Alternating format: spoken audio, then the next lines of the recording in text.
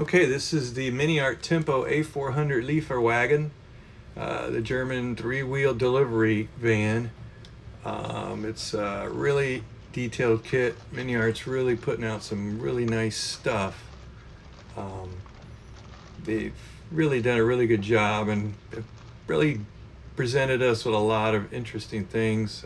Here you see the instruction booklet, and all their kits have really nice instruction booklets. Nice detailed instructions and really nice photos of completed model. You got nice photo etch parts here that come with it, and the decals really nice. You get some really nice markings for different vehicles, and you can tell by the sprues here that I don't see any flash whatsoever. Cleanup is pretty easy with a file and a hobby knife. I don't think Mini-Art's quite at Tamiya level yet. I think they got a little ways to go in their engineering and some of the way the different sequences of the parts fit and how they go together step by step could be a little bit better. The kits are a little cumbersome, the detail's small. This would almost be like a large 72nd scale kit or 1/48 scale kit. But I really like the markings. I think that really sells these models probably more than the actual build of the model, and that happens a lot. But there's a lot of little tiny parts. So what I do to help with the build is I highlight the little tiny parts in some of the sections, so I either can pick them out better or I leave those for last so they don't break off the model. I also highlight parts that I have put on and assembled. This also helps me with less confusion at looking at the instructions, so I'm able to put things together in a more orderly fashion and not get confused. It makes things a lot more streamlined. Use a highlighter.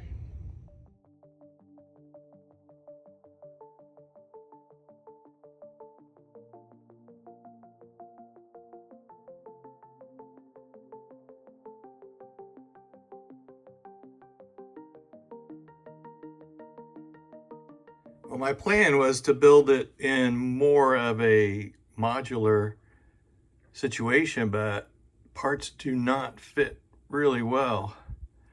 So I'm having to glue pieces on before I paint them because of the fit. The doors did not want to fit well, and neither did the rear body compartment. So my plan now is to paint what I can see inside, so that way everything is glued up together and fits nicely instead of having to try to fit it together after I paint it and have a big mess.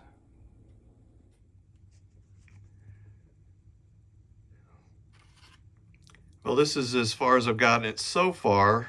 Almost done. The engine is really detailed, and you can actually add more detail with wires, whatever, but it also is really flimsy.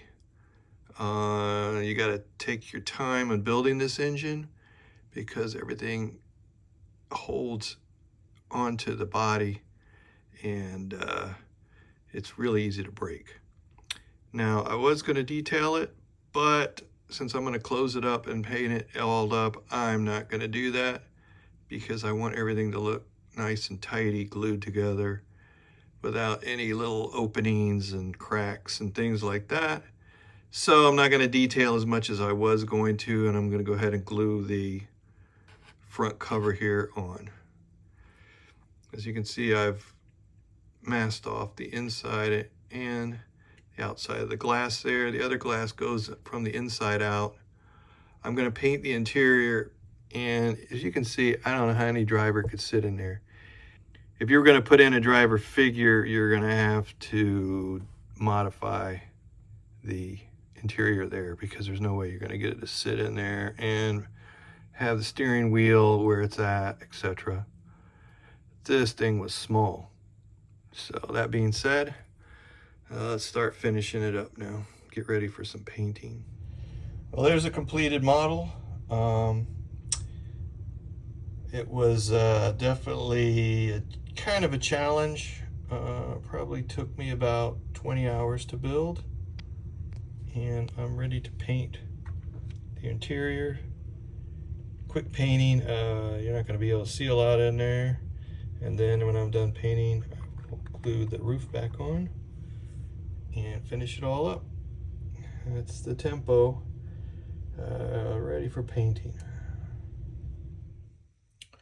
I sprayed the Tempo with flat black just to give it a base coat primer. I'll go back now and I'm going to spray the inside gray and then paint the seats brown, the steering wheel black. I believe there's a decal for the instrument panel. Okay, I've hit everything with a light gray. I hit first with dark gray interior, and then I mix a little bit of white with the gray, and it's just Panzer gray. And then I also kind of hit some highlights on the outside.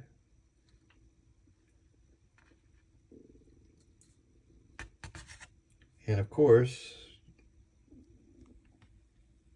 I broke off the mirror, so I'm gonna have to glue that back on. But that's part of building models. It happens. You break stuff and fix it. All right, so now I'm gonna spray the red, and I'm gonna mix a little bit of red paints together to get this, and I'll show you that in a minute. In progress with the red. Needs a lot more though. You can see where I haven't done. Okay, here I've added the red, airbrushed it on, and you notice I don't do it exactly perfect. I don't want to cover everything exactly perfect. I want to get a little more realism to it by not making it just straight perfect red everywhere, every crack and corner. This gives it life when you've got different tones in there like this, especially when you go to weather. It really looks good. So I'm going to go back now and I'm going to add a little bit of white paint to this, and I'm just going to hit a few little highlights, and then I should be done. Well, I'm really happy how this turned out so far. As you can see, I got overspray, but I'm going to paint those black. The tires, wheels are black. I'm doing the Postal version. So you can see that I hit it with some highlights there. I'll show you the paints in a second. The interior is just gray, and I'm going to go over that and touch it up and paint the seats brown, steering wheel black, put the decal in for the instrument panel. So I put a small hole in the bottom of my models, and I have this thing where I've made that I just screw this handle into it, and that's how I paint my models. The red is a mixture of this cadmium vermilion and Rothbraun, which is basically red brown, German. I have this little container. I just put water so I can put drops into my airbrush. And then I mixed white with the red, and also with the gray, which is just Dunkelgelb, dark gray, Panzer gray, whatever you want to call it, and my Tamiya airbrush. And the roof, same thing, with a little more highlights added to it on top. I searched the internet for wartime maps, World War II maps, and magazines, like the Signal magazines. Germans used for propaganda. I put them in Photoshop, scale them to the right scale for my model, and cut them out, put them together, and glue it down. So I put this one in the seat just so I had a little interest when you look inside the Tempo.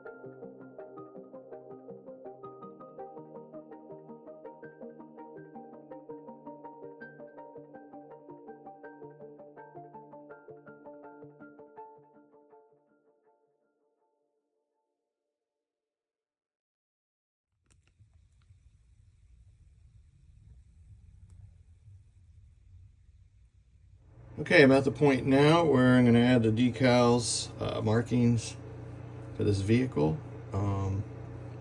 They seem pretty nice so far, going on good. So let's finish it up. Okay, Tempo's finished and weathered. I didn't do weathered in the video, but if you've ever looked at any of my step-by-steps, it's all pretty basic. Oil wash with burnt umber oil paint mixed with Turpenoid. That was very lightly put on, pin wash in different areas just to give some definition and contrast, and it gives a little of a weathered look as well. Then for the wheels, I ground up some dark gray pastels, mixed them with Turpenoid, made like a wash, a thick wash, and I painted the wheels, and it gave it a really good flat finish that contrasted it from the rest of the black. I really liked the way it turned out, and it really gave the tires a really nice look. And that's about really it. There's a little bit of pastels rubbed in around the bottom here, so it's pretty cool. I mean, everything's painted flat. All the silver areas are painted black, and it's pretty cool little model, really. And as I said, I just wanted everything to fit pretty tight. And if I was to put everything separate and then try to glue it on, I know I wasn't going to get as clean of a finish. So I'm really happy the way it turned out. I wish I would have weathered this a little bit more here, these markings, but I can always still do that. But I'm real happy the way it came out for such a small model. I mean, it's kind of 1/48 scale or a big 72nd scale, but at 35th scale, it's pretty small. But I really like it. Mini-Art has a bunch of these guys out now in different variations, trucks and canvas tops and all kinds of different markings with different markings on the delivery trucks. So I started one. I don't know. I might get another one. I might not. But this was a fun little build, and I really like the way it turned out. So I can recommend this kit. It's a little tedious. Some of the parts are really small. You got to take your time. It's definitely not for beginners. So there it is, the Mini-Art Tempo.